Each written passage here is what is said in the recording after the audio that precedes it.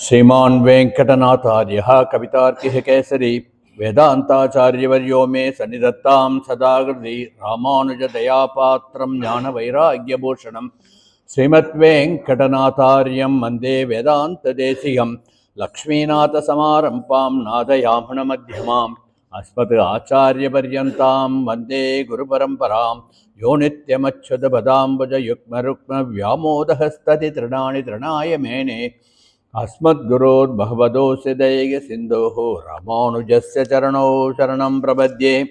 ज्ञानानन्दमयं देवं निर्मलस्फटिकाकृतिम् आधारं सर्वविद्यानां हयग्रीवमुपास्महे। दिशन्तु मे देव सदा त्वदीयाः दयातरङ्गानुचराः कटाक्षाः श्रोत्रेषु पुंसाम् अमृतं क्षरन्तीं सरस्वतीं संस्कृतकामधेनुम् श्री यस्याभवद्भक्तजनार्तिहन्तुः पितृत्वं मन्येषु अविचार्यतूर्णं स्तम्भे अवतारदम् अनन्यलक्ष्यं लक्ष्मीनृसिंहं शरणं प्रपद्ये। श्रीविष्णुचित्तकुलनन्दनकल्पवल्लीं श्रीरङ्गराजहरिचन्दनयोगदस्यां साक्षात् क्षमां करुणया कमलामिवान्यां गोतामनन्यचरणशरणं प्रपद्ये। அன்னவயல் புதுவை ஆண்டாள் அரங்கற்கு பண்ணு திருப்பாவை பல்பதிகம் இன்னிசையால் பாடிக் கொடுத்தாள் நற்பாமாலை பூமாலை சூடிக் கொடுத்தாலை சொல்லு சூடிக் கொடுத்த சுடர்குடியே தொல்பாவை பாடியருள் அவல்ல பல்வளையாய் நாடினே வேங்கடவர்க்கு என்னை விதி என்ற இம்மாற்றம் நாம் கடவா வண்ணமே நல்கு வேயர்புகழ் வில்லிபுத்தூராடி பூரம் மேன்மேலும் மிக விளங்க விஷ்ணு சித்தன் தூய திருமகளாய் வந்தரங்கனார்க்கு துழாய் மாலை முடிசூடிக் கொடுத்த மாதே நேயமுடன் திருப்பாவை பாட்டாரைந்தும் நீ உரைத்த தையுறு திங்கள் பாமாலை ஆயபுகழ் 100 அன்புடனே அடியேனு கருள் செய் நீயே. நமஸ்தே. திருப்பாவையினுடைய 23வது பாசுரத்தை இன்றைக்கு அனுசந்தானம் பண்ண இருக்கின்றோம். பரம பவித்திரமான பாசுரம் இது. ஆழ்ந்த பொருள்களை தத்துவங்களை உள்ளே கொண்ட பாசுரம். எம்பெருமானுடைய அற்புதமான ஒரு அவதாரத்தை சிலாகித்து பேசுகின்ற பாசுரம். வழக்கம் போல இந்த பாசுரத்தினுடைய பாசுரார்த்த விசேஷங்களை அனுபவிப்பதற்கு முன் சுவாமி நிகமாந்த மகாதேசிகன் நமக்கு அருளி இருக்கின்ற கோதாஸ்துதியிலிருந்து 23வது ஸ்லோகத்தை அனுசந்தானம் பண்ணிவிட்டு தொடர்ந்து திருப்பாவையினுடைய பாசுரார்த்தங்களை இந்த சத்சங்கத்திலே விண்ணப்பம் பண்ணுகின்றேன். அர்ஷ்யம் சமர்ஷ்ய நியமைர் நிகமஸ்பிரசூனைகி தாதம் துவயா கமலயாச சமேயவாம்சம் மாதசிரம் நிரபிசன் நிஜமாதிராஜ்யம் மான்யா மனுப்பிரதியேபி மகீஷிதஸ்தே என்பது 23வது ஸ்லோகம் கோதாஸ்துதியிலே. இந்த கோதாஸ்துதி ஸ்லோகத்திலே சுவாமி நிகமாந்த மகாதேசியன் கோதா பிராட்டியை பார்த்து, மனு போன்ற பேரரசர்கள் உன்னோடும் மகாலட்சுமியோடும் கூடிய அந்த எம்பெருமானுடைய சொரூபத்தை, உன் நாயகனாகிய எம்பெருமானுடைய சொரூபத்தை, திருவுடன் கூடிய அந்த திருமாலை வேதங்களும் சாஸ்திரங்களும் உணர்த்திய, வேதங்களும் சாஸ்திரங்களும் ஏற்றுக்கொண்ட பல்விதமான புஷ்பங்களால் அனுஷ்டித்து அர்ச்சனை பண்ணி அனுபவித்ததனால்தான் அவர்கள் தங்களுடைய அரசை நீண்டகாலம் செய்து கொண்டிருந்தார்கள் என்று அனுபவிக்கின்றார். இந்த வகையிலே 23வது ஸ்லோகத்தினுடைய அர்த்தத்தை, கோதாஸ்துதியினுடைய 23வது ஸ்லோகத்தின் அர்த்தத்தை அனுசந்தானம் பண்ணிவிட்டு இப்பொழுது வழக்கம்போல் திருப்பாவையினுடைய 23வது பாசுரத்தை அனுசந்தானம் பண்ணுவோம். மாரி மலை முழஞ்சில் மன்னி கிடந்துறங்கும் சீரிய சிங்கம் அறிவுற்று தீ விழித்து வேரி மயிர் பொங்க எப்பாடும் பேர்ந்து உதறி மூறி நிமிர்ந்து முழங்கி புறப்பட்டு போதருமா போலே நீ பூவை பூவண்ணா நின் கோயில் நின்றிங்கனே போந்தரிலே கோப்புடைய சீரிய சிங்காதனத்திறந்து யாம் வந்த காரியம் ஆராய்ந்தருளேலோர் எம்பாவா என்பது இன்றைய பாசுரம். இந்த பாசுரத்தினுடைய விசேஷ அர்த்தங்களை ஓரளவுக்கு இன்றைக்கு அனுசந்தானம் பண்ணுவோம், அனுபவிப்போம். சற்று ஏறக்குறைய சிறிது காலதாமதம் ஆகிவிட்டாலும் தயவு செய்து பொறுத்திருந்து அனுபவிக்கும்படி பிரார்த்தித்துக் கொள்கின்றேன். கூடிய மட்டும் குறிப்பிட்ட காலத்தில் முடிப்பதற்கும் முயற்சி பண்ணுறேன். இப்போது வழக்கம் போல் பிரதிபதார்த்தத்தை முதலிலே அனுபவித்து விடுவோம். மாறி மலை முழஞ்சில் மன்னி கிடந்துறங்கும். முழைஞ்சு என்றால் குகை என்று அர்த்தம். கார்காலமாகிய மழைக்காலத்திலும் குளிர்காலத்திலும் சிங்கமானது தன்னுடைய குகையிலே படுத்து கொண்டிருக்குமாம் தன் பேடையோடு. சீரிய சிங்கம் அறிவுற்று தீவிழித்து. அப்படிப்பட்ட சிங்கம் தன்னுடைய உறக்கத்திலிருந்து விழித்து தீப்பொறி பறக்க தன் கண்களை திறந்து விழித்ததாம். வேரி மயிர் பொங்க எப்பாடும் பேர்ந்துதறி. வேரி மயிர்னா சிங்கத்தினுடைய பிடரி மயிர்கற்றைகள் இருக்கின்றனவா, அதை இப்படி உதறி நிமிர்ந்ததாம். எப்பயுமே நாம் தூங்கி எழுந்திருக்கும் போது என்ன பண்ணுவோம், கை காலை நீட்டி கொஞ்சம் உடம்பை சுவாதீனப்படுத்திக்கிறோம் இல்லையா? அது மாதிரி மிருகங்களுக்கும் அது இயற்கை தான். நம்ம சாதாரணமாக பார்க்கலாம், நம்ம வீட்டில் வளர்கிற நாய் பூனை பசு கன்றெல்லாம் காலை நீட்டி முழக்கி ஒரு சோம்பல் முறித்து தானே எழுந்திருக்கிறது. அது மாதிரி இந்த சிங்கம், கார்காலம் முழுவதும் உறங்கி கொண்டிருந்த இந்த சிங்கம் இப்பொழுது மூறி நிமிர்ந்து முழங்கி புறப்பட்டதான். அப்படி எழுந்திருக்கும் போதே ஒரு கர்ஜனை. எதுக்கு அந்த கர்ஜனைன்னா, தன் இருப்பிடத்தை சுற்றி ஏதாவது விலங்குகள் இருந்தால் அதெல்லாம் பயமுறுத்தணும்னு ஒரு கர்ஜனை கர்ஜித்து, பூவை பூவண்ணா, காயாம்பூ நிறம் கொண்ட கண்ணனே, அந்த சிங்கத்தை போன்ற கண்ணனே, யாதவ சிம்மமே என்று எழுப்புகின்றாள். பூவை பூவண்ணா, உன் கோயில் நின்று இங்கனே போந்தருளி. உன்னுடைய திருப்பள்ளி அறையிலிருந்து இப்பொழுது நீ எழுந்து வர வேண்டும். எப்படி சிங்கம் காற்றுக்கு அரசனாகிய அந்த சிங்கம் தன் குகையிலிருந்து வருகின்றதோ, அதே போன்று நீ உன் திருப்பள்ளி அறையிலிருந்து எழுந்து வர வேண்டும். எழுந்து எங்கே வரணும்? கோப்புடைய சிறிய சிங்காதனத்திற்கு வர வேண்டும். உன்னுடைய அத்தானி மண்டபத்திலே அங்கே இருக்கின்ற அந்த சிம்மாதனத்திற்கு வர வேண்டும். அங்கு என்ன பண்ண வேண்டும்? அமர்ந்து, அங்கு சிம்மாதனத்திலே அமர்ந்து யாம் வந்த காரியம் ஆராய்ந்து அருள வேண்டும். நாங்கள் எதற்காக வந்திருக்கின்றோம் என்பதை நீ ஆராய்ந்து எங்களுக்கு அருள் புரிய வேண்டும் என்று இந்த பாசுரத்திலே ஆண்டாள் நாச்சியார் பிரார்த்திக்கின்றாள் என்பது பொதுவான வெளிப்படையான ஒரு அர்த்தம். இப்பொழுது வழக்கம்போட பாசுரத்தினுடைய விசேஷ அர்த்தங்களை நாம் அனுபவிப்போம். திருப்பாவையினுடைய 30 பாசுரங்களையும் 30 பாமாலைகளாக எம்பெருமானுக்கு சாற்றினாள் ஆண்டாள் நாச்சியார். பூமாலையோடு பாமாலையும் சேர்த்தே சாத்தினாள் என்று அனுபவித்தோம். அந்த வகையிலே இன்னைக்கு பாசுரம் ஆராய்ச்சி மாலை என்று பெரியவர்கள் அனுபவித்திருக்கின்றார்கள். இந்த பாசுரத்திலே சொல்லப்படுகின்ற தத்துவம் என்னன்னு பார்த்தோம்னா, பகவத் கிருபையை, யாதவ சிம்மமான கிருஷ்ண சிம்மத்தின் கம்பீரத்தை போற்றி புகழ்வதாக இந்த பாசுரம் நமக்கு இருக்கின்றது. நேற்றைய பாசுரத்தில் அங்கன்மா ஞாரத்து அரசர்கள் எல்லாம் தங்கள் அபிமானத்தை தொலைத்துவிட்டு எம்பெருமானுடைய திருவடியிலே அமர்ந்திருந்தார்கள். நாங்களும் உன் திருநிலைப்படியிலே உன்னை பிரார்த்தித்து கொண்டிருந்தோம் என்று ஆண்டாள் பாசுரத்தை அனுபவித்தோம் அல்லவா? அதையும் நினைத்து கொள்ளுங்கள். இப்படி நேற்று அவன் கண் விழிக்கும் அழகை ஆண்டாள் நாச்சியார் நமக்கு எடுத்து காட்டினார். அங்கன் இரண்டும் கொண்டு எங்கள் மேல் நோக்குதியேல் என்று சொல்லி, அங்கன் என்றால் கண் என்று, அழகிய கண்கள், உன்னுடைய அழகிய திருக்கண்களால் எங்கள் மேல் நோக்குதியேல். எங்கள்னா நாம் வந்திருக்கின்ற எங்கள்னு எடுத்துக்கலாம். அதே வேறு விதமாக எம் கண் மேல் நோக்குதியேல். எங்கள் என்பதை எம் கண், எம்முடைய கண். நேற்று சொன்னது ஞாபகம் வருதா? சேஷஹோமம் பண்ணும்போது கல்யாணத்தில் என்ன பண்ணுவா? கண்ணோடு கண்ணை பார்க்க சொல்லுவா இல்லையா? எம்பெருமானுடைய கண்ணை, தங்களுடைய கண்ணை பார்க்க சொல்லி சேஷஹோமம் பண்ணா. ஏன்னா மணாலனை மணக்கப் போகின்றாள் அல்லவா? அதுக்கு தானே இந்த ஹோமம் இது பண்ணிட்டு இருந்தா. இந்த திருப்பாவை என்ற இந்த மகா யஜ்யம், இந்த என்ன சொல்கிறது, 30 நாள் விரதம் அனுஷ்டித்து வந்தார் இல்லையா? எதற்காக? கண்ணனை தன் மணாளனாக கொள்ள வேண்டும் என்று. மணாளன் என்றால் கண்ணனுடன் தான் ஐக்கியமாக வேண்டும்.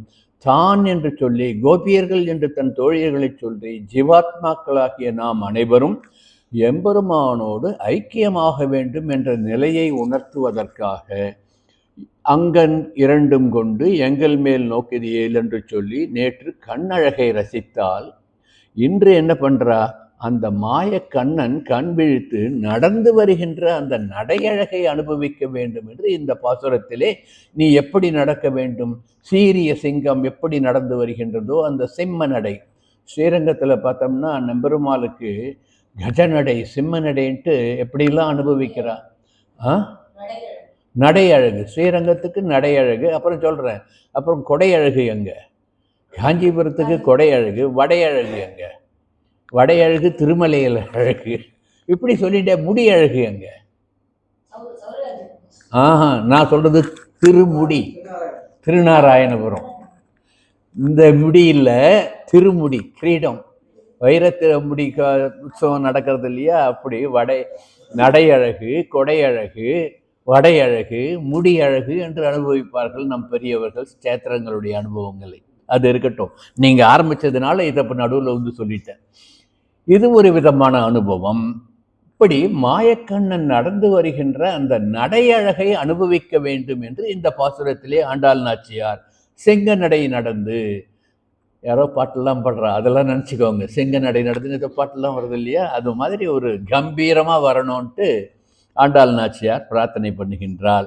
இப்படி அரியாகிய அந்த அறியாதவனை, அறியாத பிள்ளை மாதிரி அவன் வந்து கேட்குறான், நடந்து வந்துட்டு இப்போ என்ன வேணும் உனக்குன்னு கேட்குறான்.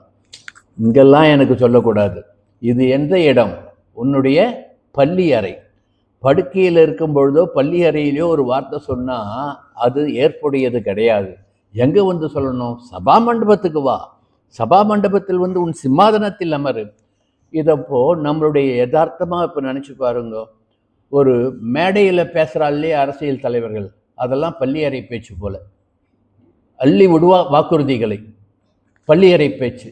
சபா மண்டபத்தில் வந்து சிம்மாதனத்தில் அமர்ந்து சொல்கின்ற பேச்சு எதுன்னா, அசம்பிளி உள்ளே போயிட்டு ஒரு வார்த்தை சொல்லிட்டால்னா அது பதிவாயிடும், அது செஞ்சே ஆகணும்.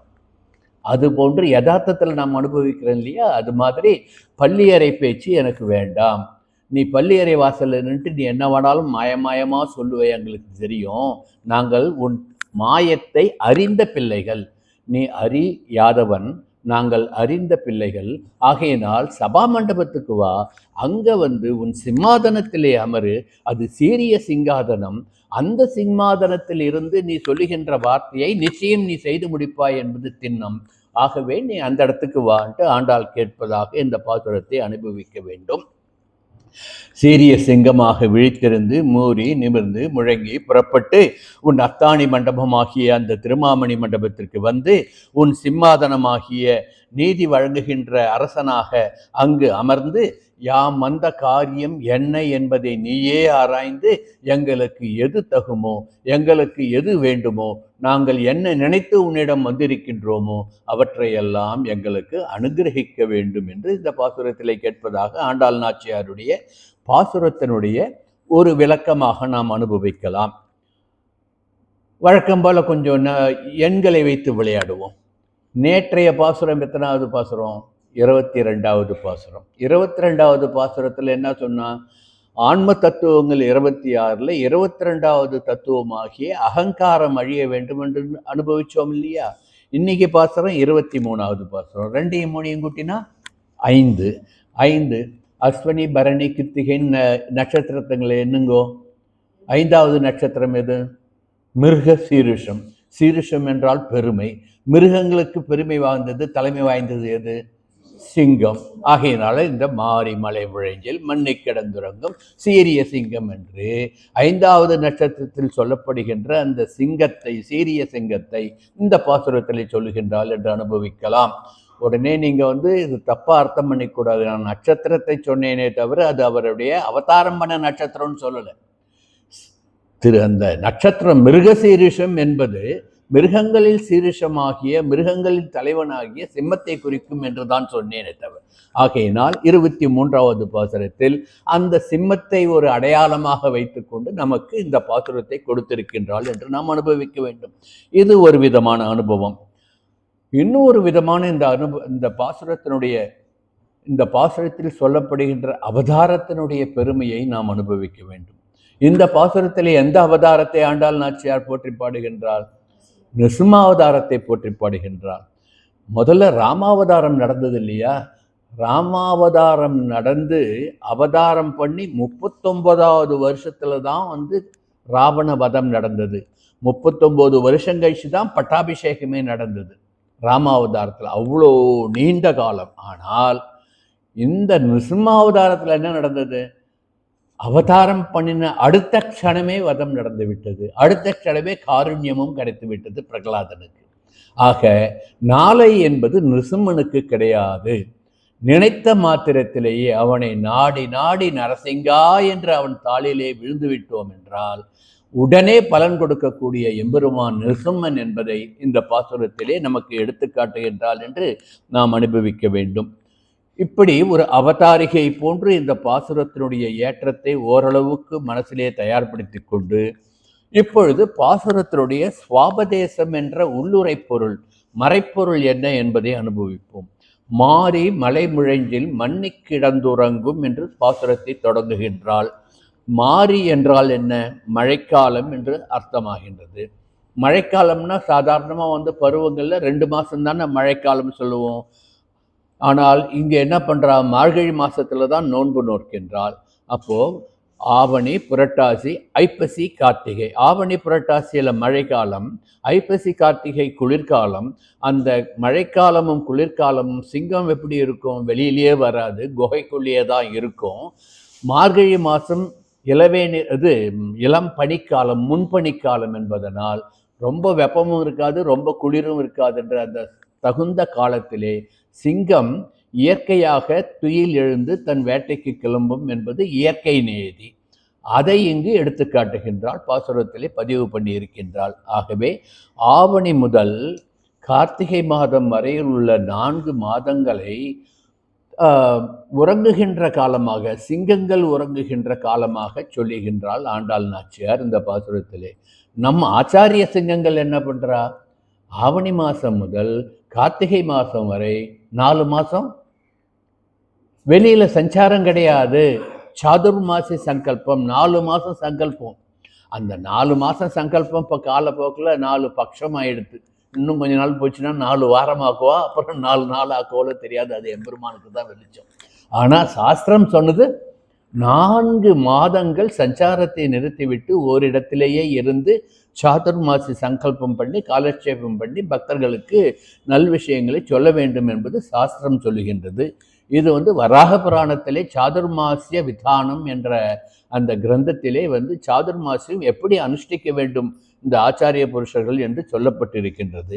இப்படி சீரிய சிங்கம் எப்படி 4 மாதம் உறங்கிக் கொண்டு அதற்கு பிறகு வெளியில் வருகின்றதோ அதுபோன்று ஆச்சாரிய சார்வபௌமர்கள் 4 மாதங்கள் தாங்கள் சஞ்சாரம் பண்ணுவதை நிறுத்தி காலட்சேபங்கள் நமது சிஷ்யர்களுக்கு அனுகிரகம் பண்ணுவார்கள் என்பதை உணர்த்துகின்றால் ஆண்டாள் நாச்சியார் என்று நாம் அனுபவிக்கலாம். இது ஓர் அனுபவம். இந்த சாதுர்மாசி விரதத்தை பற்றி வராக புராணத்தில் என்ன சொல்லிருக்குன்னா, எம்பெருமான் ஸ்ரீ நமக்கு நம்ம காலக்கணக்கில் ஆவணி மாசத்துல வளர்பிறை ஏகாதசிக்கு மறுநாள் துவாதசி அன்று பார்க்கடலில் அரவணையில் யோகத்துயில் கொன்று இருப்பான். 4 மாதம் கழித்து கண் மலர்வான். நமக்கு தான் 4 மாதம், எம்பெருமானுடைய காலக்கணக்கு வேற. அப்படி நாம் அனுபவிக்கணும். அதை தான் சாதுர்மாசியம்ன்ட்டு நாம் அனுபவிக்கிறான்றதை போகிற போக்கில் ஒரு விஷயமா இந்த இடத்துல சொல்லிட்டு போகிறேன். இப்பொழுது பாசுரத்துக்கு வருவோம். மாறி மலை முழஞ்சில் மன்னி கிடந்துறங்கும் சீரிய சிங்கம் அறிமுற்று தீவிழித்து என்று பாசுரம் தொடங்குகின்றது. மாறி என்ற சொல்லை ஆண்டாள் நாச்சியார் திருப்பாவையில் எத்தனை தடவை உபயோகப்படுத்திருக்கான்னா 3வது பாசுரத்திலும் 23வது பாசுரமாகி இந்த பாசுரத்திலும் 3ல் 23ல் இப்படி 2 பாசுரங்களிலே எடுத்து சொல்லியிருக்கின்றாள். மாரிக்காலம் சிம்மத்திற்கு அந்தப்புறமான மலைமுழஞ்சில் உறங்குகின்ற காலம். இந்த காலத்தில் மிருகேந்திரனாகிய சிங்கம் குகையில் தன் பேடையோடு உறங்கிக் கொண்டிருக்கும். ஆகவே காட்டுக்கு தலைவனாகிய அந்த சிங்கம் உறங்குவது போன்று இத்தனை நாள் நீ உன் பள்ளி அறையிலே நப்பிண்ணை கொங்கை மேல் வைத்து கிடந்த மலர் மார்பா என்று உறங்கிக் கொண்டிருந்தாய். நேற்று நீ உன் திருக்கமல கண்களை திறந்து எங்களுக்கு அனுகிரகம் பண்ணினாய். இன்று நீ நடந்து வாராய் என்று அழைப்பதாக நாம் இதை அனுபவிக்க வேண்டும். இப்படி சிம்மத்தோடு ஒப்பிட்டு ஒரு ஜந்துவாகிய காட்டிலே வசிக்கின்ற அனைத்து மிருகங்களுக்கும் தலைவனாகிய அந்த மிருகேந்திரன் என்ற மிருகங்களுக்கு தலைவனாகிய சிம்மத்தை ஒப்பிட்டு யாதவ சிம்மமாக கிருஷ்ண சிம்மமாக எங்களுக்கு நீ அனுகிரகம் பண்ண வேண்டும் என்று ஆண்டாள் நாச்சியார் இந்த பாசுரத்திலே நமக்கு எடுத்து காட்டுகின்றாள். இந்த எம்பெருமானை சிம்மமாக அனுபவிப்பது ஆழ்வார்களுக்கு ரொம்ப பிரசித்தம். மலரால் தனத்துள்ளான் என்று பேயாழ்வார் 3ஆம் திருவந்தாதியிலே சொன்னார். திருமழிசைப்பிரான் திருச்சந்த விருத்தத்திலே நப்பிண்ணை கொங்கை மேல் வைத்து கிடந்த யாதவ சிம்மம் என்ற அந்த சிம்மம் நம் உள்ள குகையிலே உறங்கிக் கொண்டிருக்கின்றது என்று எடுத்து காட்டினார். இப்படி இந்த சிம்மத்தை ஒரு அடையாளமாக வைத்துக்கொண்டு கிருஷ்ண சிம்மத்தை துயிலெழுப்பி நமக்கு அனுகிரகம் பண்ண வருமாறு பிரார்த்தனை பண்ணுகின்றாள் என்று நாம் இந்த பாசுரத்தை அனுபவிக்க வேண்டும். ஆகவேதான் முதல் பாசுரத்திலேயே நாராயணன் யார் என்பதை நமக்கு எடுத்து காட்டும் பொழுது என்ன சொன்னார்? யசோதை இளம் சிங்கம் என்று அப்பொழுதே சொல்லிவிட்டால் அந்த ஒவ்வொரு பாசுரத்திலையும் அந்த சிங்கத்தினுடைய பெருமை எப்படி உயர்ந்திருக்கின்றதோ அதுபோன்று கிருஷ்ண சிம்மத்தினுடைய பெருமையை எடுத்து சொல்லுகின்றாள். இந்த யசோதை இளஞ்சிங்கம் சிற்றாயர் சிங்கம் நம் உள்ள குகையில் உறங்கிக் கொண்டிருக்கின்றது. இதை பெரியாழ்வாருடைய பாசுரம் மூலம் அனுபவிப்போம். பற்றார் நடுங்க முன் பாஞ்சசன்யத்தை வாய் வைத்த போர் ஏரே என் சிற்றாயர் சிங்கமே சீதை மணாலா சிறுக்குட்ட செங்கன் மாலை என்று சிற்றாயர் சிங்கம் என்று யாதவ சிம்மமாக கிருஷ்ணனை பெரியாழ்வார் அனுபவிப்பார். இப்போ மாரி மலை முழைஞ்சல் பாசுரத்தை தொடங்குகின்றாள். மாரி என்றால் நமக்கு எல்லாரும் பொதுவான அர்த்தம் தெரியும். மாரின்னா மழைக்காலம், மாரின்னா குளிர்காலம், மாரி என்றால் மழை. இந்த அர்த்தம் நமக்கு எல்லாருக்கும் தெரியும் இல்லையா? ஆழ்வார்கள் தங்களுடைய பாசுரங்களிலே எத்தனை விதமான மாரிகளை சொல்லியிருக்காள் தெரியுமா? கல்மாரி, மாரி, சரமாரி, அருள்மாரி, குளிர்மாரி, இன்பமாரி என்று பலவிதமாக இந்த மாரி என்ற சொல்லை கையாண்டிருக்கின்றார்கள். இதை நாம் இந்த திவ்ய பிரபந்த பாசுரங்களை அனுபவித்தோம் என்றால் இந்த வாக்கியங்கள்லாம் வரதை நாம் அனுபவிக்கலாம். ஆகவே அறியாதவர்களாக வந்த நாம் அரியாகிய அந்த யாதவனை, யாரு? யாதவ சிம்மம் அல்லவா அவன். யாதவனை, முகனை, நிருசிம்மனை அறிவோம் என்று இந்த பாசுரத்திலே சொல்லுகின்றாள் என்று நாம் அனுபவிக்க வேண்டும். முகன் என்றால் என்றால் சிம்மம் என்று ஒரு அர்த்தம், சிங்கம் என்று ஒரு அர்த்தம். முகம் என்றால் சிங்க முகம் கொண்டவன். யார் சிங்க முகம் கொண்டவன்? நிருசிம்ம பெருமான் என்று இந்த பாசுரத்திலே நமக்கு எடுத்து காட்டுகின்றாள்.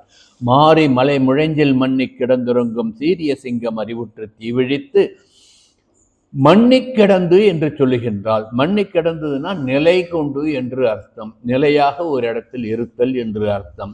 இந்த மண்ணு என்ற வார்த்தைக்கு பலவிதமான அர்த்தங்கள் இருக்கின்றது. கோபம், துக்கம், அகந்தை, இடர், தியாகம் என்று. ஆனால் மண்ணி என்ற சொல்லுக்கு அகந்தை என்ற பொருள் கொண்டோம் என்றால் தாம் இருக்கும் இடத்தில் சிறிது கூட அச்சமில்லாமல் தூங்கிக் கொண்டிருக்கின்றது அல்லவா? எதனால் அப்படி அச்சமில்லாமல் தூங்குகின்றது? என்னை யார் என்ன செய்ய முடியும் என்ற ஒரு அகந்தையினால் அவ்வாறு தூங்குகின்றது என்று அந்த சிம்மத்தினுடைய குணாதிசயத்தை எடுத்து காட்டுகின்றாள். அதுபோன்று எம்பெருமானாகிய யாதவ சிம்மம், கிருஷ்ண சிம்மம், அவனை யாராலும் ஜெயிக்க முடியாது. அவனுக்கு நிகர் அவனே, அவனுக்கு நிகர் மற்றார் இல்லை என்பதை நமக்கு எடுத்து காட்டுகின்றாள் என்று நாம் அனுபவிக்க வேண்டும். இப்படி கானகத்து அரசனை சிம்மத்தை அடையாளம் காட்டி சர்வலோகங்களுக்கும் சக்கரவர்த்தியாகிய சர்வலோகங்களுக்கும் அரசனாகிய யாதவ சிம்மமாகிய கிருஷ்ண சிம்மனாகிய ஸ்ரீமன் நாராயணனை நமக்கு நிருசிம்மமாக அடையாளம் காட்டுகின்றாள் ஆண்டாள் நாச்சியார் இந்த பாசுரத்திலே. இந்த மண்ணி என்ற வார்த்தை ஆழ்வார்களுக்கு மிகவும் பிடித்தமான வார்த்தை. மண்ணு, மன்னிய, மன்னி என்றெல்லாம் பாசுரங்களிலே இருப்பதை நாம் அனுபவிக்கலாம். நீங்கள் திவ்ய பிரபந்தத்தை நன்றாக ஆழ்ந்து வாசித்து உணர்ந்தோம் என்றால் 172 பாசுரங்களில் இந்த மண்ணு என்ற வார்த்தை அது மண்ணின் வரும், மண்ணுன்னு வரும், இல்லை மண்ணியன் வரும். 172 பாசுரங்கள் வேணும்னா நீங்கள் போய் படித்து கணக்கு போட்டு பார்த்துக்கோங்க. இப்படி 172 பாசுரங்களில் சொன்ன அந்த வார்த்தையை மண்ணு என்று இந்த பாசுரத்திலே ஆண்டாள் நாச்சியாரும் உபயோகப்படுத்தி இருக்கின்றாள். இப்படி நம் யாதவ சிம்மம் ஆண்டாளின் காதல் கனிய அவள் வேண்டுகோளை ஏற்று நேற்று கண் மலர்ந்தது, இன்று மெல்ல நடை நடந்து, வீர நடை நடந்து, சிம்ம நடை நடந்து சிங்காதனத்திற்கு எழுந்து வருகின்றது என்று இந்த பாசுரம் அமைகின்றது. இன்னொரு விதமாக அனுபவிப்போம். மாறி மலை முழைஞ்சில் மண்ணி கிடந்துறங்கும் சீரிய சிங்கம் என்பது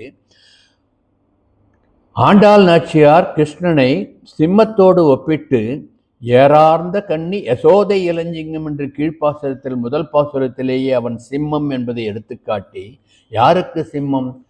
அடியவர்களுக்கு யாரெல்லாம் துன்பம் கொடுக்கின்றார்களோ அத்தகைய பாதகர்களுக்கு இவன் சிம்மம் என்று நமக்கு எடுத்து காட்டுகின்றாள் என்று நாம் அனுபவிக்க வேண்டும். சீரிய சிங்கம் என்று சொல்கின்றார். இங்கு இந்த தமிழில் 2 ரா இருக்கு, இடையினரா வல்லினரா. இப்போ சீரிய சிங்கம் என்று சொல்லுவது இடையினரா போட்டு சின்னரா.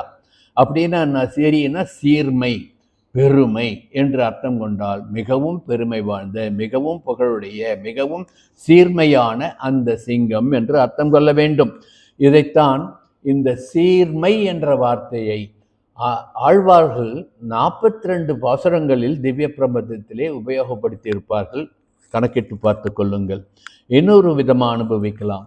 மலை முழஞ்சு என்பது நம் ஹிருதயமாகிய குகை என்று எடுத்துக்கொண்டோம் என்றால், இந்த ஹிருதயமாகிய குகையில் உறங்குகின்ற சிம்மம் யாரு? பகவான் தான். அவன் நிருசிம்மனாக உறங்குகின்றான் என்று இந்த பாசுரத்துக்கு அனுபவிப்போம். எம்பெருமான் ஸ்ரீமன் நாராயணனுடைய பல ரூபங்களிலே நிருசிம்மனாக, சிம்மமாக நம் ஹிருதயமாகிய குகையிலே உறங்கிக் கொண்டிருக்கின்றான் என்று நாம் அனுபவிக்க வேண்டும். ஆகவே எம்பெருமான் எப்படி நம் ஹிருதயத்திலே இருந்து நம் அஞ்ஞானமாகிய இருளை நீக்குகின்றானோ அதுபோன்று தான் பகவத் விஷயங்களை மாறியாக பொழிந்து நம் அஞ்ஞானத்தை வெளியேற்றி நமக்கு ஞானத்தை ஊட்டுபவர்கள் யார்? நம் சதாச்சாரியர்கள் என்றும் இதற்கு அர்த்தம் எடுத்துக்கொள்ளலாம். இப்படி ஒரு வரியிலே எப்படி வேண்டுமானாலும் அனுபவிக்கின்ற வகையிலே ஆண்டாள் நாச்சியார் நமக்கு பாசுரத்தை கொடுத்திருக்கின்றாள். அடுத்து என்ன சொல்றா? மூறி நிமிர்ந்து என்று சொல்கின்றாள். மலை முழஞ்சில் அகந்தை மமதை என்ற இருள் சூழ்ந்திருந்தது. அந்த நம் இதயமாகிய முழஞ்சிலும் அஞ்ஞானம் என்ற இருள் சூழ்ந்தி கிடந்தது, மண்ணி கிடந்திருந்தது. அதில் அந்தர்யாமியாக எம்பெருமான் சிம்மாசனம் போட்டு அமர்ந்த உடனேயே அந்த இருள் அகன்று போய்விட்டது. மூறி நிமிர்ந்து என்று சொல்லி தத்துவார்த்தமாக பொருள் கொள்ளலாம் என்று இதை ஒரு விதமாக அனுபவிக்கலாம். இப்படி நம் அகங்காரம் நீங்கினால், மமகாரம் நீங்கினால், நேற்றைய பாசுரத்தில் அனுபவித்தது போன்று எம்பெருமான் நம் ஹிருதய குகையிலே சிம்மாசனம் போட்டு அமர்ந்து கொள்வான் என்பதைத்தான் இந்த பாசுரத்தினுடைய தத்துவம் என்று நாம் அனுபவிக்க வேண்டும். மாறி என்பதை மலை என்று மாறி என்பதை மழை என்றால் நீர், நீர் என்றால் பார்க்கடல் என்று எடுத்துக்கொண்டு, மலை என்பதை 1000 தலைகளுடைய 1000 சிரசுகளுடைய அந்த ஆதிசேஷன் என்று எடுத்துக்கொண்டோம் என்றால், அந்த மலை முழஞ்சில் ஆதிசேஷனுடைய அந்த 1000 தலைகளுக்கு கீழே உறங்குகின்ற ஸ்ரீமன் நாராயணன் என்று நாம் எடுத்துக்கொள்ளலாம். இப்படி ராகவ சிம்மமாக, ரங்க சிம்மமாக, மாதவ சிம்மமாக, யாதவ சிம்மமாக, கிருஷ்ண சிம்மமாக, ஆண்டாளின் ஆளரி சிம்மமாக, நிருசிம்மமாக நாம் அனுபவிக்கலாம் இந்த பாசுரத்தை. சீரிய சிங்கம் அறிவுற்று தீவிழித்து என்பதற்கு இப்படி பலவிதமான அர்த்தங்களை எடுத்துக்கொண்டு அனுபவித்தோம் என்றால், தீவிழித்து, நேற்று என்ன சொன்னா? திங்களும் ஆதித்யனும் எழுந்தாற்போல் ஒரு கண்ணு வெப்பமா இருக்கு, ஒரு கண்ணு குளிர்ச்சியா இருக்கு. வெப்பமா இருக்கிறது யாரு? அடியவர்களுக்கு யாரெல்லாம் கஷ்டம் கொடுத்தாலோ அவர்களுக்கு வெப்பமாக இருக்கின்றது, அடியவர்களுக்கு குளுமையாக இருக்கின்றது என்று நேற்று அனுபவித்தோம் அல்லவா? அடியவர்களுக்கு வெப்பம் கொடுத்தது யாது? பரம பக்தனாகிய பிரகலாதனுக்கு துன்பம் கொடுத்த அவனுடைய தகப்பனாராகிய அந்த இரணியனை பார்க்கின்ற பொழுது தீ விழித்து நெருப்பு போல் ஜொலித்தார். அதையே பிரகலாதனை பார்க்கின்ற பொழுது தாய்ப்பாசத்தோடு ஒரு தாய் தன் குழந்தையை பார்ப்பது மாதிரி நரசிம்மர் பார்த்தார் என்று அனுபவிக்க வேண்டும். ஆகவே எரிந்த பைங்கன் இலங்கு பேய்வா எகிற்றொடு இது எவ்வொரு என்று இரிந்து வானோர் கலங்கி ஓட இருந்த அம்மான் என்று நிருசிம்ம அவதாரத்தினுடைய அந்த சொரூபத்தை பெரிய திருமொழியிலே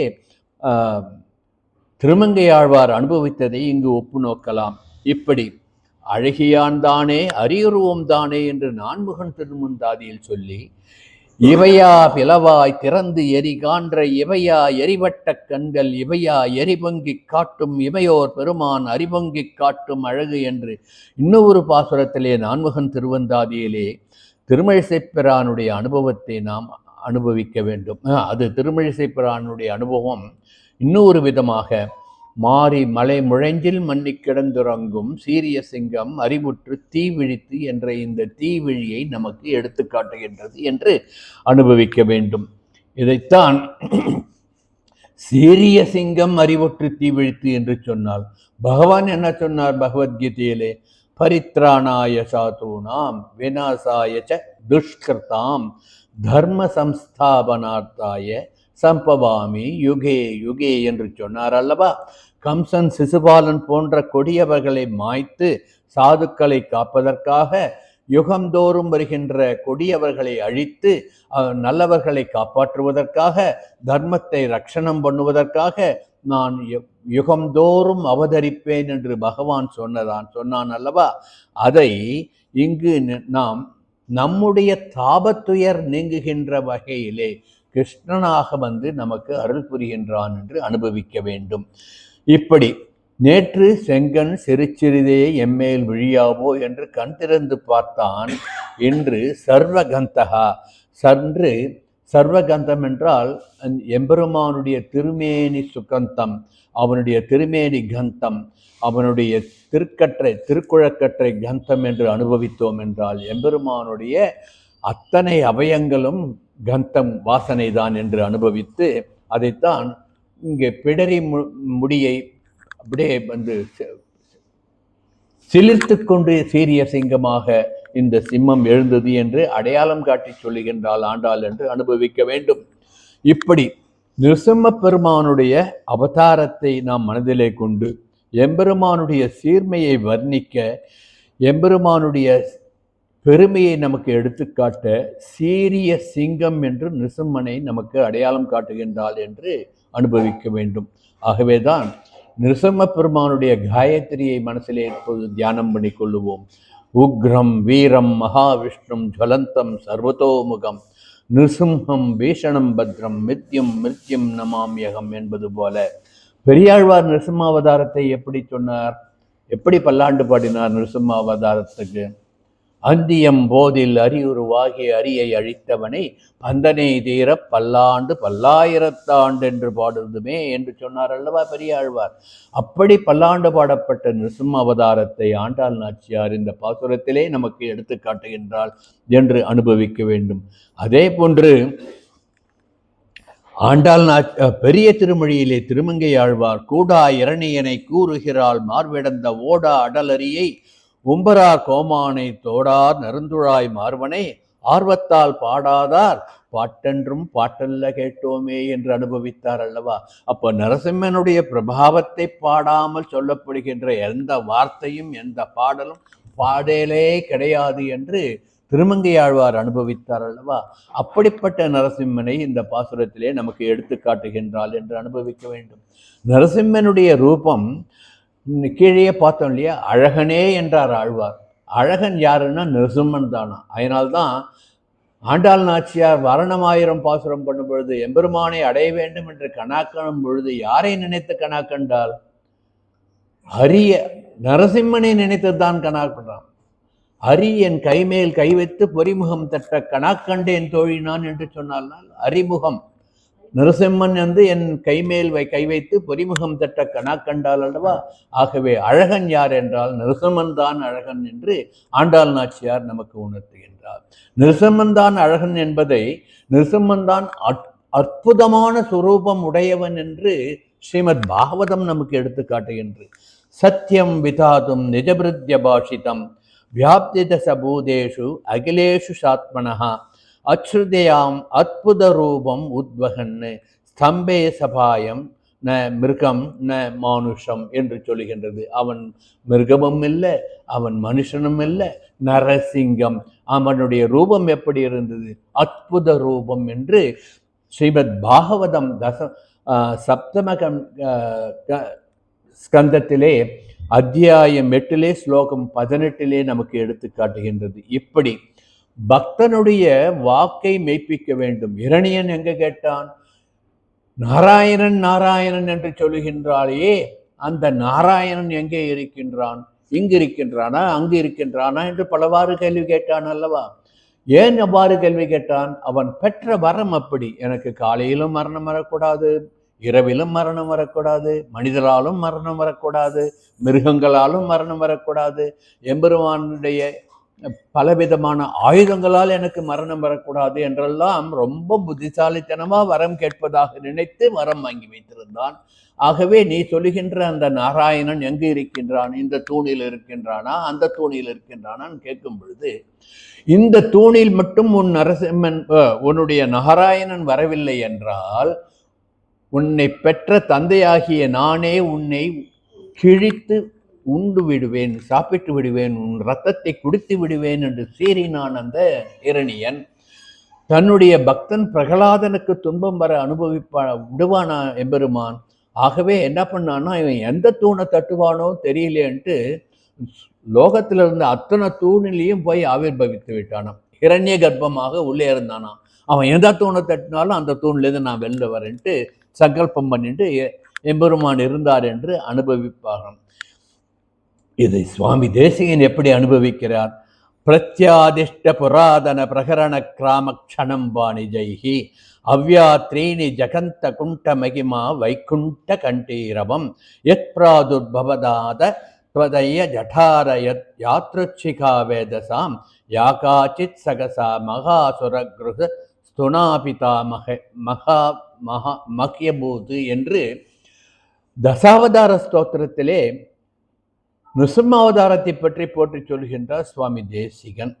அதாவது இவன் எந்த ரூபத்தில் கேட்டானோ அந்த ரூபம் இல்லாமல் ஒரு புதிய ரூபம் எடுத்து, தன்னுடைய தலை மட்டும் சிம்ம ரூபம், உடல் மட்டும் மனுஷ ரூபம், அப்போ புதிய ஒரு ரூபத்தை எடுத்துக்கொண்டார். இதுவரை இது போன்ற ரூபம் எங்குமே கிடையாது என்ற வகையில். ஆயுதங்கள் கூடாதுன்னா என்ன பண்ண? ஆயுதம் தன்னுடைய நகங்களையே ஆயுதமாக்கி கொண்டார். உயிரோடு இருக்கிற பொருளால் சாகக்கூடாது, உயிர் இல்லாத பொருளால் சாகக்கூடாதுன்னு வர வாங்கியிருந்தான். உயிர் இருக்கிறது எது? நகத்துக்கு உயிரும் இருக்குன்னு சொல்லலாம், நகத்துக்கு உயிர் இல்லைன்னு சொல்லலாம். இப்போ ரெண்டும் இல்லாததாக நகம்ன்ற ஒரு ஆயுதத்தை எடுத்துக்கொண்டார். காத்தாலையும் வரக்கூடாது, ராத்திரிலையும் சாக வரக்கூடாதுன்னா ரெண்டுக்கும் இடைப்பட்ட அந்தியம்போதில் அந்த சாயந்தால நேரத்தில் இவனை இரணியனை வதம் பண்ண வந்தார். சரி, எனக்கு ஆகாசத்திலையும் மரணம் கூடாது, பூலோகத்திலையும் மரணம் கூடாதுன்னார். அப்போ என்ன பண்ணார்? தன் திருத்தொடையிலே வைத்து கொண்டார். ஆகாசமும் கிடையாது, பூமியும் கிடையாது, என்னுடைய தொடையிலே வச்சு சம்ஹாரம் பண்ணுறேன்னு பண்ணார் அல்லவா. வரம் கொடுத்த அந்த யார் வரம் கொடுத்தாலோ அவனுடைய வரத்தை காப்பாற்றினார், அதே சமயம் பிரகலாதனையும் காப்பாற்றினார். இதுதான் எம்பெருமானுடைய பெருமை என்று இந்த விஷயத்தை அற்புதமாக நிருசிம்மாவதாரத்தினுடைய பெருமையை நம் மனத்துக்குள்ளே கொண்டு வந்து நிறுத்தி நிருசிம்மனை நாம் தியானம் பண்ணுகின்ற வகையிலே இந்த பாசுரத்தை ஆண்டாள் நாச்சியார் நமக்கு கொடுத்திருக்கின்றார். விஷ்ணு சகஸ்ரநாமத்திலே நாம் எப்படி சொல்றோம்? யோகோ யோக விதாம் நேதா பிரதான புருஷேஸ்வரா நாரசிம்ஹ அபிஷ்டிமான் கேசவ புருஷோத்தமான் நம்ம சொல்றோம் இல்லையா? அப்படிப்பட்ட கேசவனாகிய புருஷோத்தமனாகிய அந்த எம்பெருமான் நிருசிம்மனாக வந்தான் என்று அனுபவிக்க வேண்டும். அந்த நிருசிம்மனைத்தான் இந்த பாசுரத்திலே ஆண்டாள் நாச்சியார் போற்றி பாடுகின்றாள் என்று அனுபவிக்க வேண்டும். எம்பெருமானே ராமனாக அவதாரம் பண்ணினான். அது எல்லாருக்கும் தெரியும். ராமாயண காலத்துல ஸ்ரீமன் நாராயணன் ராமனாக அவதாரம் பண்ணினான். எம்பெருமானே தனக்குத்தானே மங்களாசாசனம் பண்ணி கொண்டார். ராமன் நிருசிம்மனை மங்களாசாசனம் பண்றான்.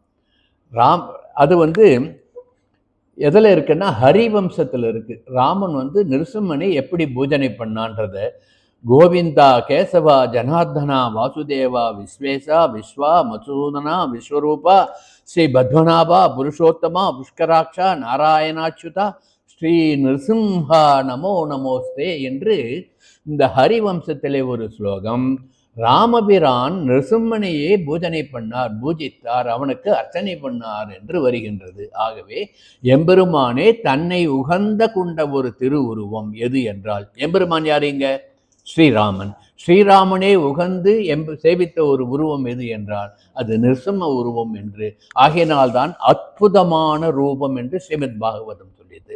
அத்தகைய அற்புதமான ரூபமாகிய அறிமுகன் அச்சுதன் என் கைமேல் கை வைத்து பொறிமுகம் தட்ட வேண்டும் என்று ஆண்டாள் கனவு கண்டாள். அந்த கனவை நனவாக்குவதற்காகத்தான் திருப்பாவையிலே யாதவ சிம்மமாகிய கிருஷ்ண சிம்மமாகிய அந்த சிம்மத்தை சிங்கத்தினுடைய வாழ்வையிலோடு ஒப்பிட்டு காட்டி நமக்கு யாதவ சிம்மமாகிய கிருஷ்ணன் நம்முடன் சேர வேண்டும் என்று மாரிமலை மொழிஞ்சல் பாசுரத்தில் நிருசிம்மாவதாரத்தை முன்னிறுத்தி நமக்கு காட்டுகின்றாள் என்று அனுபவிக்க வேண்டும். ஆகவே கீழ்ப்பாசுரத்தில் என்ன பார்த்தோம்? கிள்ளி கலைந்தானை கீர்த்திமை பாடி போய் நம்ம அனுபவிச்சோம் இல்லையா? அப்படி தன் நகங்களாலேயே கிள்ளி கலைந்தது யாரு? ராகவ சிம்மம். ராகவ சிம்மம் ஆகிய நிருசிம்மம் என்று அனுபவித்தோம். ஏற்கனவே அனுபவித்த பாசுரங்களில் அதையும் நாம் இங்கு மனதிலே கொள்ளுவோம். இப்படி 13ஆம் பாசுரத்திலே கிள்ளி கலைந்தான். யாரை கிள்ளி கலைந்தான்? பொல்லா அரக்கனை கிள்ளி கலைந்தான் என்று எடுத்துக்காட்டி இந்த பாசுரத்திலே அவ்வாறு கிள்ளி கலைந்த அந்த நிருசிம்மனுடைய பிரபாவத்தை சொல்லுவதாக பாசுரத்தை கிருஷ்ண சிம்மமாக யாதவ சிம்மமாக நமக்கு அரி யாதவனை நாம் அறிகின்ற வகையிலே அரி அவன் என்று நமக்கு காட்டுகின்றாள் என்று அனுபவிக்க வேண்டும். இது ஒரு விதமான அனுபவம். மண்ணி கிடந்து என்பதற்கு ஏற்கனவே சொல்லிட்டோம். நமது ஹிருதயமாகிய அந்த குகையிலே உறங்குகின்ற மண்ணி கிடக்கின்ற அந்த யாதவ சிம்மம் என்று அனுபவிக்க வேண்டும்.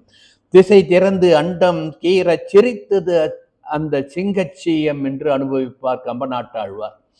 இப்படி கம்பராமாயணத்துக்கு யாரும் அங்கீகாரம் கொடுக்கவில்லை என்று வருந்திய பொழுது மேட்டழகிய சிங்கராக ஸ்ரீரங்கத்திலே சிரித்தது சிங்கச்சீயம் என்று அந்த கம்பராமாயணத்தை கம்பர் அரங்கேற்றம் பண்ண பொழுது அதற்கு ஒரு அங்கீகாரம் கொடுத்தார் தன்னுடைய சிரிப்பின் மூலம் என்று அனுபவிக்கின்றோம் அல்லவா?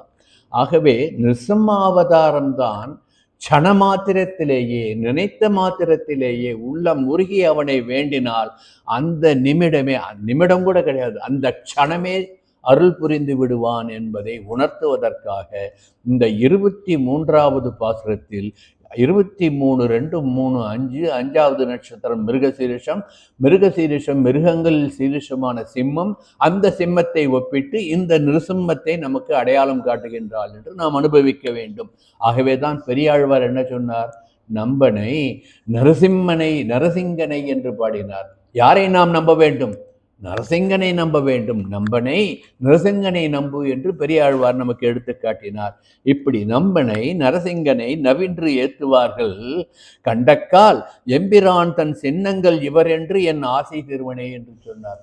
நரசிம்மனை யாராவது ஒருத்தர் சரணாகதி பண்ற அந்த அடியவர்களை பார்த்துவிட்டா இவர்கள் அனைவரும் எம்பெருமானுடைய சொரூபம் என்று நான் அவர்களை சேவிப்பேன் என்று சொல்லுகின்றார் அல்லவா பெரியாழ்வார். அத்தகைய பெருமை உடையவன் எம்பெருமான் நரசிம்மன் என்பதை இந்த பாசுரத்திலே நாம் அனுபவிக்க வேண்டும்.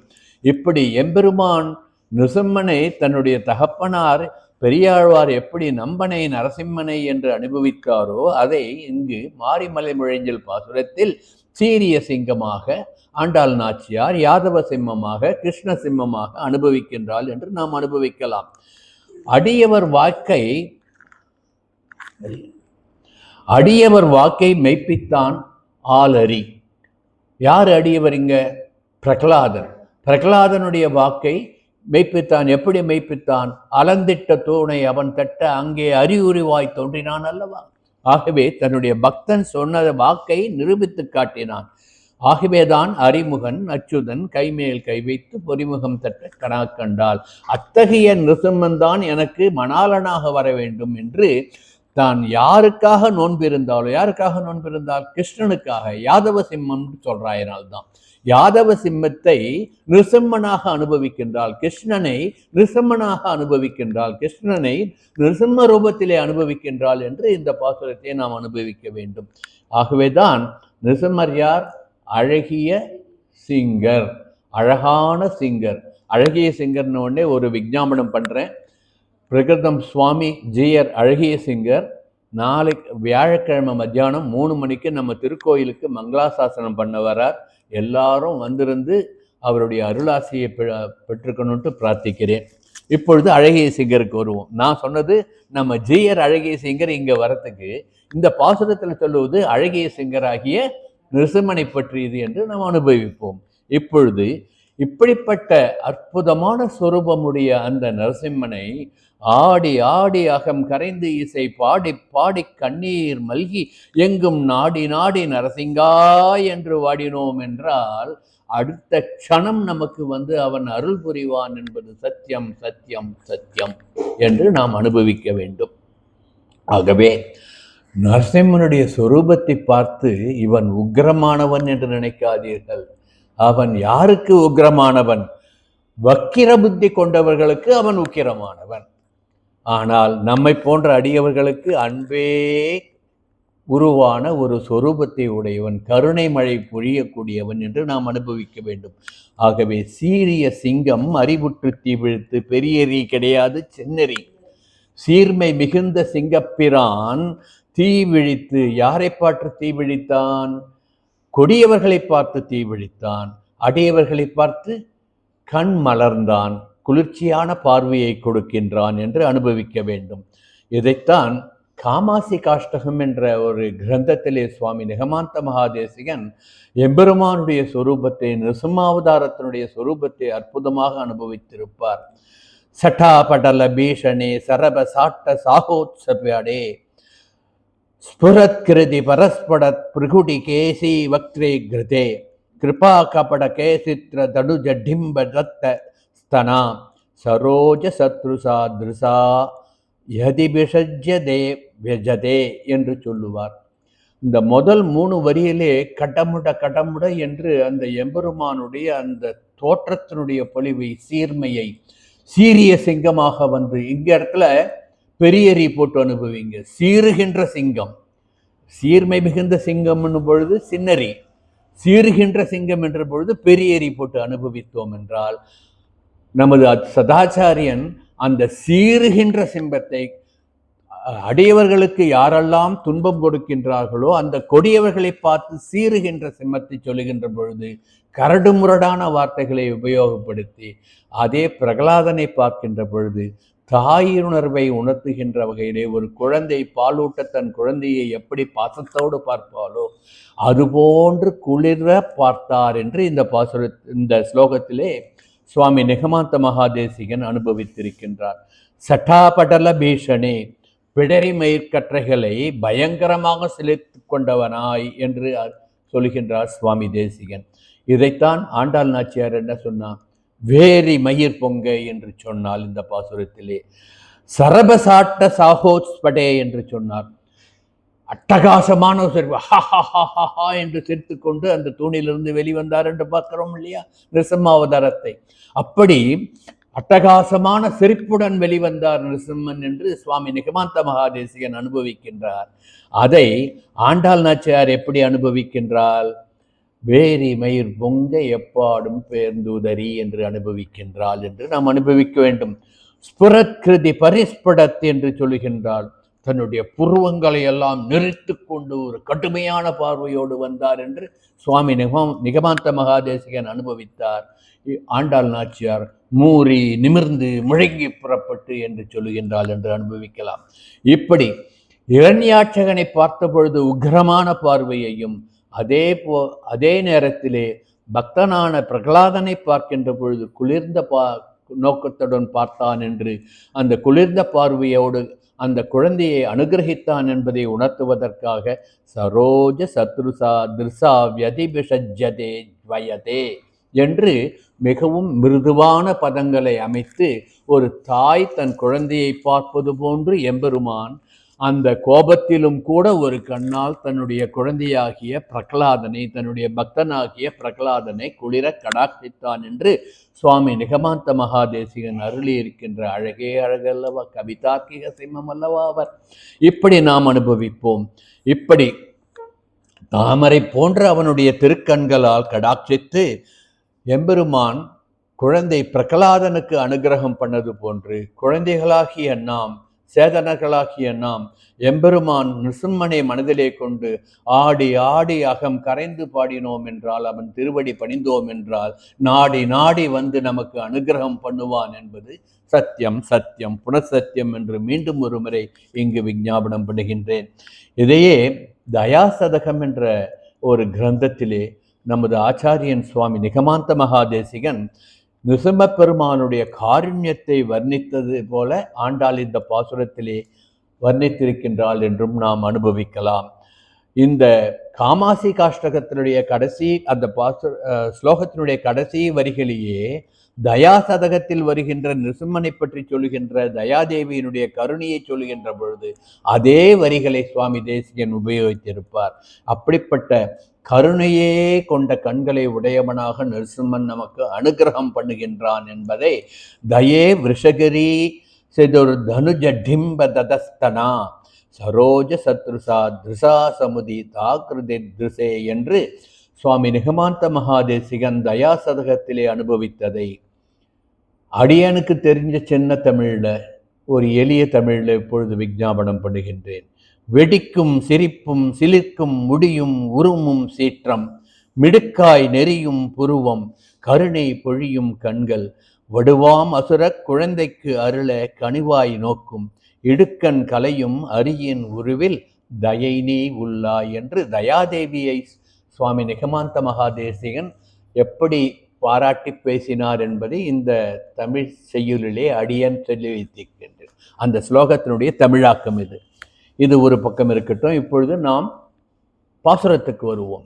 திங்களும் ஆதித்யனும் எழுந்தாற்போல் அங்கன் இரண்டும் கொண்டு எங்கள் மேல் நோக்குதியேல் என்று நேற்று கண்ணழகை எப்படி நீ எங்களை பார்க்க வேண்டும், சூரியனை போன்று கடுமையான கண்களால் எங்களை பார்த்து விடாதே, அது கொடியவர்களுக்கு பார்க்க வேண்டிய கண். எங்களை பார்க்க வேண்டியது அடியவர்களை பார்க்க வேண்டிய கண் என்ன, குளிர கடாட்சிக்க தன்மதி ஒளி போன்று குளிர்ந்த பார்வையாக எங்களை பார்க்க வேண்டும் என்று நேற்று கேட்டதை தொடர்ந்து இங்கு வரத சிம்மமாக வரந்தரும் சிம்மமாக எங்களுக்கு அருளுவதற்காக நீ மெல்ல நடந்து வந்து வீர நடை நடந்து வந்து சிம்ம நடை நடந்து வந்து உன் பள்ளியறையில் எதுவும் சொல்லாதே, உன் சிம்மாசனத்திலே வந்து அமர்ந்து எங்களுக்கு அருள் புரிவாய் என்று வேண்டுகின்றாள். இப்படி இதை நாம் அனுபவிக்க வேண்டும். இதைத்தான் சுவாமி நிகமாந்த மகாதேசிகன் வரதராஜ பஞ்சாசத்திலே ஒரு ஸ்லோகத்திலே அனுபவிக்கின்றார். பக்தஸ்ய தானேவ சிசோ பரிபாலனாய பக்ராம் நிருசிம்ஹ குஹனா மதிஜக்முஷஸ்தே ஸ்தம்பை வர்ஜ மனுநாபி கரீஷதோணம் திரைலோக்கியமேத்த அகிலம் நிருசிம்ம கர்ப்பம் என்று ஏற்கனவே சொன்னேன் அல்லவா. இவன் எந்த தூணை தட்டுவானோ என்று தெரியாமல் அகில லோகங்களிலும் இருக்கின்ற அத்தனை தூண்களிலும் ஹிரண்ய கர்ப்பமாக எம்பெருமான் இருந்தார் என்று சுவாமி தேசிகன் அனுபவிக்கின்றார். அதைத்தான் அடியனுக்கு தெரிந்த தமிழிலே சொல்கின்றேன். எங்குலன் என்றவன் பொங்கிய அக்கணம் எங்கு இளன் என்றல் மங்கள நம்பியும். மங்கள நம்பியார் பிரகலாதன். எங்கு இளன் எங்கே இல்லை என்று கேட்டான். புங்கவன் சொல்வது எங்குமே மெய்ப்பட, அந்த குழந்தை சொல்லுவது எப்பொழுதும் நிலைக்க வேண்டும் என்று தங்கினை நாரண எங்குமாய் மன்றினை. நாராயணனே நிருசிம்மனே நீ ஹிரண்ய கர்ப்பமாக எல்லா இடங்களிலும் நிறைந்து விட்டாய், எல்லா தூண்களிலும் நிறைந்து விட்டாய். ஏன் இவன் இந்த தூண்ல இருக்கானா துரும்புல இருக்கானான்னு கேட்டான் இல்லையா. ஆகியனால எல்லா இடத்திலும் மன்றினை இங்குல தூணதை அன்னவன் தட்டிட சிங்கமாய் நாரண மெய்யதாய் வந்தனை மற்றுள்ள தூணலாம் இன்றுமாய் உள்ளனை நற்றவச்சையவன் பக்தியை மெச்சிய. இது அடியனுடைய செய்யுள். இப்படி எம்பெருமான் நிருசிம்மன் ஹிரண்ய கர்ப்பமாக என்றும் எல்லா இடத்திலும் இருக்கான்ட்டு தேசிகர் அனுபவித்ததை அந்த ஸ்லோகத்தினுடைய தமிழாக்கமாக இப்படி அனுபவித்து பார்த்தேன். இது ஒரு விதமான அனுபவம். மாறி மலை முழைஞ்சில் மண்ணி கிடந்துறங்கும் சீரிய சிங்கம் அறிவுற்று தீ விழித்து வேரிமயிர் பொங்க எப்பாடும் பேர்ந்து உதறி என்று சொல்லி கிருஷ்ணனாக ஜனிக்க தான் அவதாரம் பண்ணுவதற்காக ஆதிசேஷ பரியங்கத்தை உதறிவிட்டு மூறி நிமிர்ந்து என்ன பண்றார், வேரி மயிர் பொங்க எப்பாடும் பேர்ந்து உதறின்னு சொல்றாருல்ல, அந்த உதறிக்கு என்ன பண்ணார் இவர், பார்க்கடலிலே ஆதிசேஷன் மேல் பள்ளி கொண்டிருந்த அந்த எம்பெருமான் அந்த ஆதிசேஷ பரியங்கம், அதாவது ஆதிசேஷ படுக்கையை உதறிவிட்டு இங்கு கிருஷ்ணனாக பிறந்தான். அதைத்தான் இங்கு மூறி நிமிர்ந்து முழங்கி புறப்பட்டு எப்பாடும் பேர்ந்து உதறி என்று சொல்லுகின்றாள் ஆண்டாள் என்று நாம் அனுபவிக்க வேண்டும். இப்படி மூறி நிமிர்ந்து முழங்கி புறப்பட்டு நம்மை காப்பாற்றுவதற்காகவே கிருஷ்ணனாக அவதாரம் பண்ணின அந்த யாதவ சிம்மத்தை நிசிம்மத்தை நாம் அனுபவிப்போம். இப்போ என்ன பண்ணார், சிங்கம் என்ன பண்ணிட்டு மூறி நிமிர்ந்து முழங்கி புறப்பட்டது அல்லவா.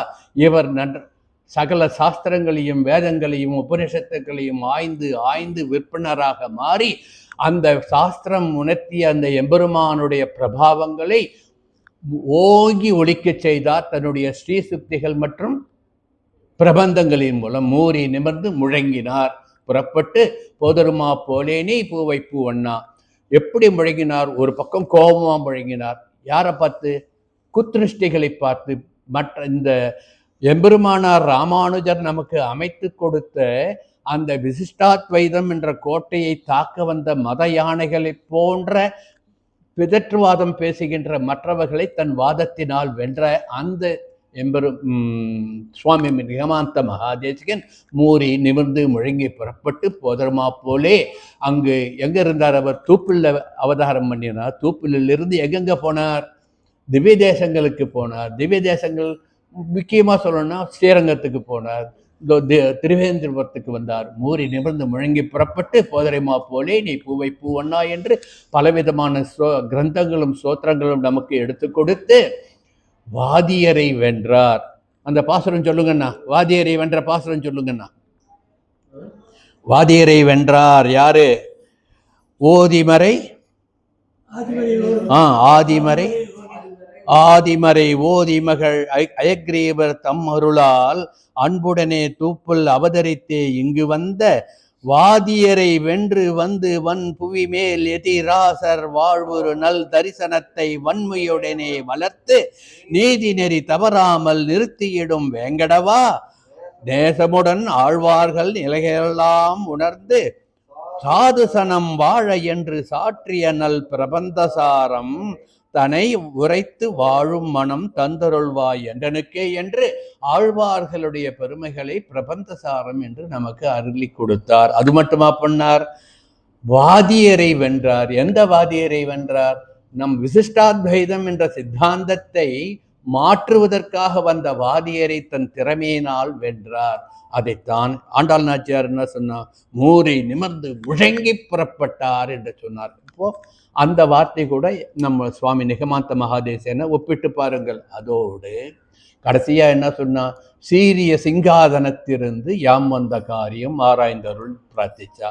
சீரிய சிங்காதனமாகிய ஆச்சாரிய பீடத்திலே அமர்ந்து சுவாமி நிகமாந்த மகாதேசிகன் நல்ல உபதேசங்களை நமக்கு சொல்லி சிஷ்யர்களாகிய நம்மை நல்வழிப்படுத்தினார் என்று இந்த பாசுர வரிகளை ஆண்டாள் பாசுர வரிகளுடன் ஒப்பிட்டு நோக்கினோம் என்றால், ஆண்டாள் நாச்சியார் சுவாமி நிகமாந்த மகாதேசிகன் தனக்கு பின் அவதாரம் பண்ணி இந்த பரமாத்மாவனுடைய பெருமைகளை சிஷ்யர்களுக்கு எடுத்து சொல்லுவார் என்று அன்றே உணர்ந்து சீரிய சிங்கமாக, நிர்சிம்மமாக, கவியரசாக, கவி சிங்கமாக, கவிதார்க்கிக சிங்கமாக ஸ்ரீமன் நமது சதாச்சாரியன் சுவாமி நிகமாந்த மகாதேசிகனை நினைத்துத்தான் அந்த சீரிய சிங்கம் தான் கவிதார்க்கிக சிம்மம் என்று நாம் அனுபவிக்கலாம் என்று இந்த சத்சங்கத்திலே விண்ணப்பிக்கின்றேன். இது ஒரு அனுபவம்.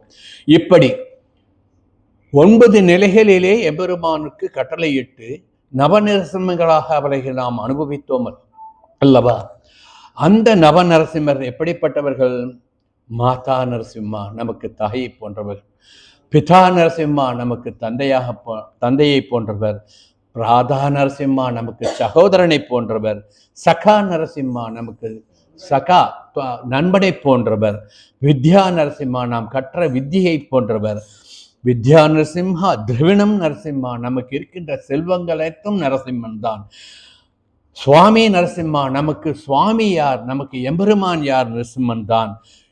சகலம் நரசிம்மா நமக்கு எல்லாமும் நரசிம்மன் தான். இதோ நரசிம்மா இங்கே இருக்கின்றான் நரசிம்மன், ததோ நரசிம்மா எல்லா இடத்திலும் இருக்கின்றான் நரசிம்மன், எதோ எதோ யாகி எங்கும் நிறைந்திருக்கின்ற ததோ நரசிம்மா. அப்படிப்பட்ட நரசிம்மா உன்னை நரசிம்ம தேவாதி தேவனே என்று சேவித்து பரோ நகஸ்யத்து இந்த பரமபதத்திலே இருக்கின்ற அந்த நரசிம்மனும் நீதான், இந்த இகலோகத்திலே கிருஷ்ணனாக வந்த அந்த நரசிம்மனும் நீதான் என்று அனுபவிக்கின்றோம்.